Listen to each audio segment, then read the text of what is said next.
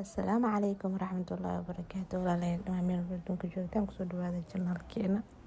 Please haddaan ugu cusub tahay subscribe noo saar. Maanta waxaan kusoo tuuranaynaa malo wax yar. Meeshaan kusoo shubanay bur, sokor iyo caano booro.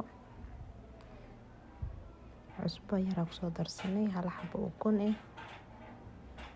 Kaaliska arag biyo yar oo qandac ah. Intaana isku qasanaynaa malo wax qurux badan, malo wax kaa gogo'aynin. Jileecan ka dhigna ujeedtiin suu noogu dumaya taawaha saas ugu soo wareejinaysaa. Waxaan ku dhaxo lagama qaban karo. Waa ujeedaan gogo malahan duleel malahan asaga dhan soft isku haysto ujeedtiin. Malo waxaan waxba laga qaban karin waad kadib saan u samaysto. Waa ujeedaan suu noogu soo baxay malo waxayni. Haddana chocolate marsanayna laakiin waxaa jeceshaa marsan kartaa chocolate malo baa marsan kartaa qudaar xitaa marsan kartaa.